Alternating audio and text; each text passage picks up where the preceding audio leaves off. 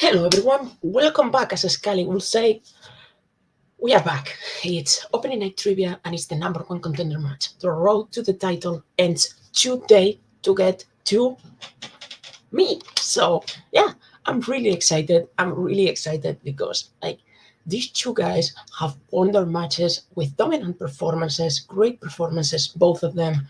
And we have a promise of a great match that I am really pumped for witnessing. And with me, I have the former champion, the second champion, and I'm the only one to defend the belt. Joe, how are you doing? I'm doing good. I've been really looking forward to this match as well. I've been watching the progression of both these players through this title picture. Both put in incredible performances. Robert's last match against Ryan was a fantastic match, and he came out swinging and took the victory, well deserved. And Mark against Brittany, a fantastic match, fantastic performance. Again, coming out swinging and really just propelling. Both of them propelling themselves into this number one contender match, and of course, I had to shoe myself in somehow. So I come in and host. So this is going to be fun. I'm really looking forward to this. I think we should just hear what they've got to say about it, because otherwise we're just going to say nice things the whole time. Maybe someone will, throw some shade. Let's go. All right. Your resident maniac has returned. I'm here to do one thing, and that is to go straight for the title. I have my eyes on the title. At first, I didn't care about the title picture. It didn't matter to me because I am just, I'm a happy bystander. I support everyone in this league. However, now that I have been put into this position, now that I have earned my way up to this position, I want it all. Yeah, call me greedy. Call me what you will. But I am no dummy, because I know what Robert Castner can do. He, I think, knows what I can do. Now, it's up to who wants it even more. It might be opening night Trivia League, but it's the curtain call for Castner. Let's do this.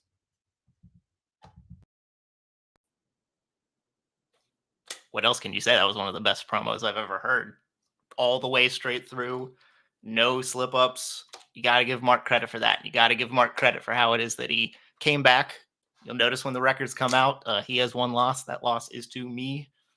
We started this whole shebang, and I got to a title picture and lost. That's what I like to do. I like to get to title pictures and lose. I don't intend to stop doing that. That's sort of my MO. Mark, impressive. I've also been impressive at certain points in my life, doing this mostly. I intend to continue to do so. Mark, curtains opening, curtains closing, iron curtains coming down. Let's go 3 rounds. Let's go. Well, that was good. Joe, how didn't we mention that though these two debuted in opening night Trivia Geek against each other in one of the best matches that we ever put out? Yeah. And Mark lost by this. Yeah. So fine margins, and like Robert alluded to, Mark is 3-1. That one defeat coming to Castner. Robert 5-1. That defeat coming in the title match. So both of these have got a lot to play for, a lot to go for. I just want to get into this right now, to be honest. Yeah, I agree. So let's go. All right. Introducing first, he is the number 3 ranked contender in opening night Geek, with a record of 3 wins, 1 defeat, and 1 knockout. He is Mark Camire. And his opponent, he is the number 1 ranked contender in opening night Geek, with a record of 5 wins, just 1 defeat. He is Robert Castner. I don't have Oscars to help me this time. Man, there's a lot of geek knowledge here on this here in this stream right now. All right, gentlemen, we are going to go straight into it, because round number 1, you guys will receive 10 questions in various geek categories. You will have 15 seconds to write your answer and reveal it at the same time when we call your name. You have 3 repeats and 1 challenge all through the match. If you get all 10 questions correct, you get a bonus question. You've been here before, so Joe. Yeah. Why don't you wait and I'll start us off. Fine. In the first category, which is MCU. Who plays Natasha's adoptive father Alexei in Black Widow? I like this one. I do. It's middle tier MCU, but even middle tier MCU for me is still pretty good. I really like it. I think it suffered for when it came out. I think bring this out after Civil War, I think it gets a better reception. 3, 2. I love the movie. 1. Pens down. Robert. I tried to give Mark an electronic handshake, but it didn't really work out too well. But David Harbour. And Mark. He should be the next Ben Grimm, David Harbour. I don't know how that will work now, but yeah. They've double casted before. It's fine. Moving on to your second question. David, you're going to hate giving me the evens now because it comes in the category of Star Wars. Name 2 of the 3 characters Jabba orders to be executed in the Sarlacc pit in Return of the Jedi. So speaking of Return of the Jedi, I think we've done enough. Yeah, we just recorded the last episode of a little show that's coming called Let's Love Star Wars. We ended in Return of the Jedi with this man as a special guest. Check it out. 5, 4, 3, 2, 1. Just 1 hour of us talking about the Return of the Jedi. Mark. Han Solo, Luke Skywalker. Robert. I said Chewbacca and Luke Skywalker. They were the 3. Your next question comes in the category of sci-fi killers. Which sci-fi killers movie takes place aboard a ship called the Nostromo? Ship names. Yes. Classic geek trope. Yeah, especially when we have now ships named in the MCU. We have ships names in Star Trek, in Star Wars, and now in sci-fi killers. 5. I'll take a repeat. Now. All right, it's the first repeat for Mark. Which sci-fi killers movie takes place aboard a ship called the Nostromo? That's the first repeat for Mark. Okay, let's mark it down. I marked it down. Sci-fi killers is a category that a lot of people are getting used to. 5. Yeah, I think it was a good introduction based on 2, other leads. Pens down. And Robert. I think the superior Alien. And Mark. I agree with Robert, but I wrote Aliens. Alien is correct. Robert, correct. All across the board with that answer. So the first blood to Robert, but we're only 3 questions in as we move on to question number 4, which comes in the category of Middle Earth. In 1978's Lord of the Rings, who is the first character to volunteer to take the ring to Mordor at the meeting at Rivendell? You know, you think you're safe when you hear Middle Earth, and then yes, that happens. Testicles. Yeah, it's one of those ones. I'm going to repeat, please. All right, and that's Robert's first repeat in your question again in Middle Earth. In 1978's Lord of the Rings, who is the first character to volunteer to take the ring to Mordor at the meeting in Rivendell? I want to go straight with you. I wouldn't volunteer for this. It sounds hard. Like, really hard. Walking. Yeah. Someone else. I'll tell you, I'll just turn into Nazario in something different. Someone else. Pretty good. 5, 4, 3, 2, 1. Mark. I thought it was a trick question, so I just went Frodo. And Robert. I said Bilbo. Bilbo. Yeah, that's correct. Wow. Next question comes in the category of Wizarding World. Ah, you got one of your favorites. Which Wizarding World movie received its only Oscar nomination for Best Cinematography? We may have got rid of the category, but we can still throw them in their respective categories. Yeah, hilarious how I pulled that out and then this ended up being in it. Great, good for me. Anyone watching, be aware they can still come up. Yeah. It's just not a here's your whole category. You just won't have a whole category. 5, 4, It gave me fake Three, confidence that I could two, beat Joe in the title match. 1. Pens down, and we go to Robert now. Half-Blood Prince. And Mark. There's your Oscar category, Robert. I said Prisoner of Azkaban. Half-Blood Prince is correct. Robert taking a 5-2 lead, I believe. It's because he copied Fincher, that's all. As we move into the category of DC. And your question is simply, who directed Red 2? I actually watched this one recently, David. I love this movie. I really love this movie. I think it's a nice. The Red movies are nice action movies that I don't know. I love them. It's going to be a shame to lose Bruce Willis, and I'm sure we all do. That is very true. I haven't seen a lot of Bruce Willis, but what I have seen, except some Die Hard, have been really good. Element 5, 4, 3, 2, 1. Pens down. We're going to Mark. Oof, I blinked, so I said a dude. Not wrong. Robert. There goes the perfect round. It's always these DC movies. I said Carl Urban because I can. The correct answer is Dean Paraso. Oh, fuck, I know that name. Cool. Galaxy Quest. Yes. Your next question is in the category of DCEU. In Wonder Woman, which character does Ares say is a perfect example of humans? There's that weird pause players now do when you say, in Wonder Woman, wait. And then you go on with the question, I'm waiting for that 1984, David. It didn't come this time.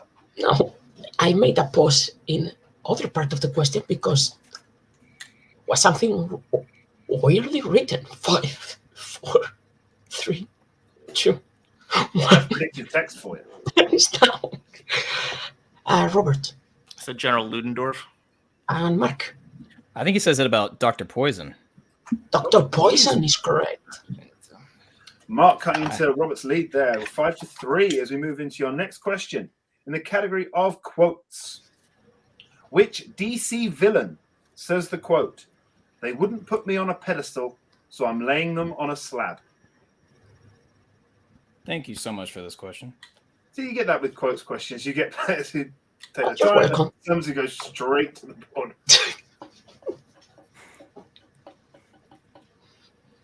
I'm definitely in the takes time to think about it category with those. 5, 4, 3, 2, 1. And Robert. Penguin? Sorry. And Mark. The second best now, Penguin. Penguin is Oh, correct. It's really hard not to read that Danny DeVito's voice. Take it easy, sweetheart. Yeah. So. It's going to be the Quotes. first quotes question that comes up when that movie's eligible, isn't it? Marvel. Which Marvel movie features the characters Assad, Nisa, and Snowman? You want to build a snowman? Actually, I This is would. random. Sorry. I would, but it never snows where I live. It's so fucking frustrating. But last week I was on a beach. Then this week it snowed. Yeah. Right. London. 4, 3, 2, 1. Pens down. I think we're back to Mark. I blanked, so I just said Kingsman. Robert. Blade 2. Blade 2. Yeah, good call. And going to your final question, as there are no perfect rounds today. Star Trek. What is the name of the location of the Federation Peace Conference in Star Trek VI, The Undiscovered Country? The original cast movies, they went out on a high with this, I think. Oh yeah, this is like high on my Star Trek ranking, like very high. Definitely you my consider what favorite. came before as well. Definitely my favorite of the originals. Sorry, Wrath of Khan, but I really like this one. No, Wrath of Khan's my favorite. I just don't like 5, 4, 3, Bravo. 2, 1. Pens are down. Robert, Camp Kittimer. Mark, You know what sounds cool? Utopia. Camp Kittimer is correct. So at the end of round 1, we have Robert leading with a score of 8-4. One repeat each used. So we're going to move in to round number 2. Still a lot to play for. We know how points can exchange very quickly in round 2. The rules for round 2: before the match, each player gave us a category they wanted removed from our randomizer. We then spun that randomizer 3 times, gave us 3 categories. These categories are now available for round 2. They'll get 5 questions in whichever the category they choose. Each worth 2 points. Unless they opt to go multiple choice, would be worth 1. Stealing is available in this round, and whatever they don't choose will be pushed to round 3. The categories in round 2 today: Middle Earth, Wizarding World, and the MCU. So, Robert, as you are leading 8-4, would you like to choose your category first or defer to Mark? I would like to choose first, please. And I had a strategy. I'm going to go completely away from the strategy because I'm an agent of chaos, and I'm going to choose Middle Earth. Middle Earth 4. Robert. Mark. Wizarding World or MCU? Wizarding World. So MCU will be pushed to round number 3. So, Robert, one more question for you. Do you want to go first or defer to Mark? I will defer, please. Mark, why don't you take Wizarding World? Okay. I enjoy my Middle Earth. I really enjoy my Middle Earth. Why don't you take Wizarding World? Okay. All right, Mark, are you ready for your questions in Wizarding World? Sure. In which Wizarding World movie will you find objects placed under the Gemino curse?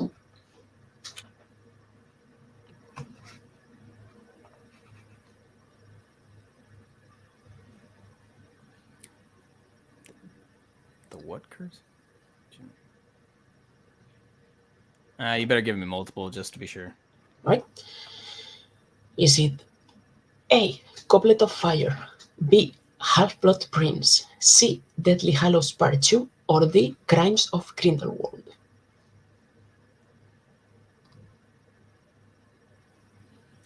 I know it's early, but I'm going to have to go ahead and use a second repeat. All right. In which Wizarding World movie will you find objects placed under the Gemino curse? I'm struggling with that word you're saying, David. Okay, do you want me to... It could be for my accent. Do you want me to... It might be. I'm just making sure I'm hearing it correctly. I can take what is that word, Joe? Real quick. Gemino. Oh, okay. So that is what you're saying. All right.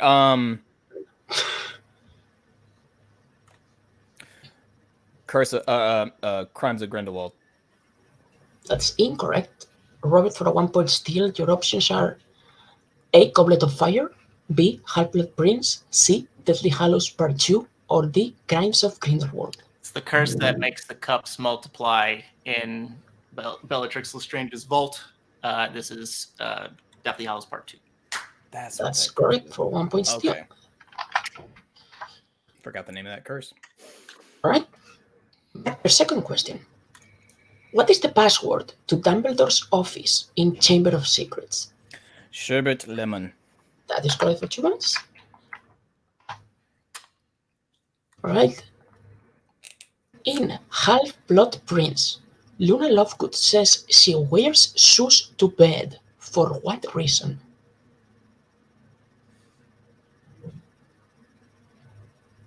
She sleepwalks at night.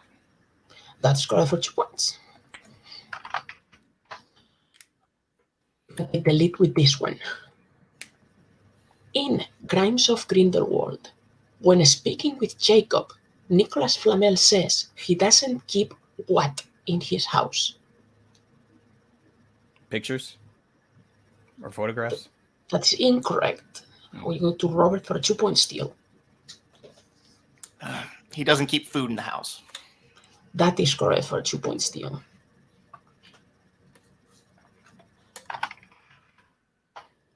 And last question, Mark. Which student correctly identifies the Bogart in Lupin's class in Prisoner of Azkaban?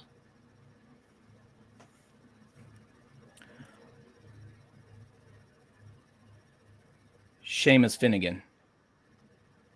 That is incorrect. Robert for a 2-point steal. I believe it's Dean Thomas. Dean Thomas is correct for a okay. 2-point steal. Oof. It's so we got a 13-8 lead in Robert's favor going into Robert's Middle Earth round. Yes, Robert, you ready for your questions in Middle Earth? 10-4. Your first question. Which dwarf incorrectly refers to Bilbo as Mr. Boggins in An Unexpected Journey? We're just talking about the virtues of these movies, and you gave me a question that I'm going to go multiple choice. Okay, your multiple choice options are: is it A, Bofa, B, Nori, C, Kili, or D, Thorin?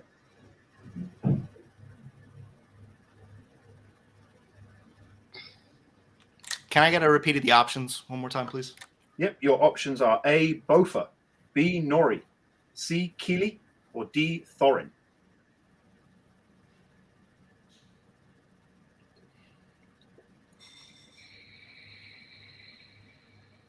Nori. Mark, for the 1-point steal, options once again are A, Bofa, B, Nori, C, Kili, or D, Thorin. Bofer? Also incorrect, we were looking for Kili. That's right.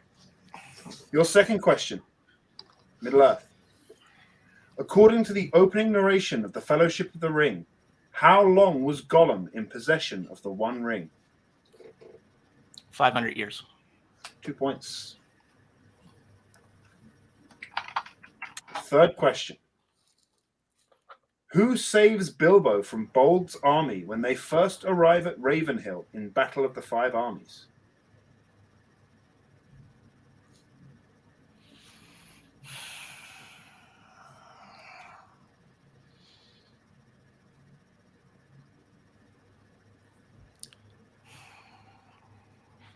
I'm going to take a repeat, please.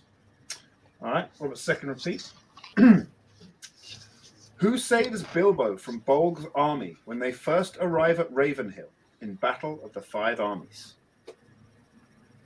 Dwalin. 2 points.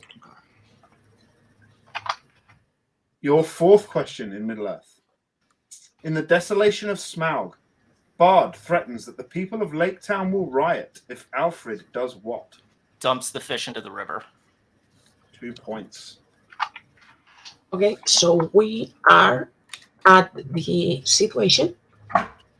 If Mark gets a steal, we go to round 3. That's... Yeah. Your final question in Middle-earth. In the Two Towers, during the Battle of Helm's Deep, how many Uruk-hai does Legolas first say he has killed when Gimli boasts that he has got 2 kills already? 17. And your winner, by way of knockout and new #1 contender, Robert Castner. Wow. Yep. Well, that was a match.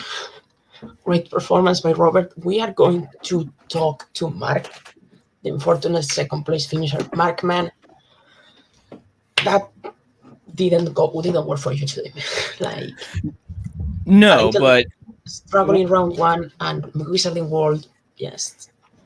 What it is that I mean, this seems to happen. I do have concerns about some of the level of difficulties for these round one questions, but that's a whole other conversation that can be had another time.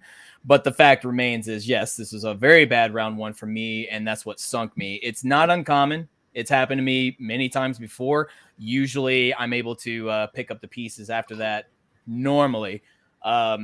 But I got stumped on Wizarding World. And again, this is not uncommon because sometimes it happens. Eventually, when you think you know a category so strongly, you are not, you realize real quick you're not invincible.